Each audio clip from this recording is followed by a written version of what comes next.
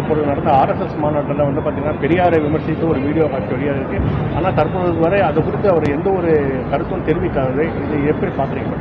பெரியாரையும் பேரறிஞர் அண்ணா அவர்களையும் விமர்சனம் செய்துவிட்டு தமிழ்நாட்டில் அரசியல் செய்து விடலாம் என்று நினைக்கக்கூடியவர்கள், தமிழ்நாட்டிலே அவர்களுக்கு ஒரு அங்கீகாரம் கிடைக்கும் என்று நினைக்கக்கூடியவர்கள் நிச்சயமாக ஏமாந்துதான் போவார்கள். அவங்களுக்கு எந்த இடத்துலையும் வந்து தமிழ்நாட்டில் மக்கள் அவர்களை ஏற்றுக்கொள்ள மாட்டார்கள். ஆனால் அதே மேடையிலே அண்ணாவின் பெயரை தன்னுடைய இயக்கத்தின் பெயரிலே வைத்துக்கொண்டு அரசியல் செய்து கொண்டிருக்கக்கூடியவர்கள் அவங்க தான் வைக்கி தலை குனியணும். ஏன்னா ஒரு வார்த்தை அதை எதிர்த்தோ அதை நாங்கள் கண்டிக்கிறோம் என்று சொல்லுவதற்கோ அவர்களுக்கு அங்கே அந்த தைரியம் கூட இல்லாத ஒரு சூழ்நிலையிலே அவர்கள் நிற்பதை பார்க்கும் பொழுது நாம் வெட்கப்பட வேண்டியதாக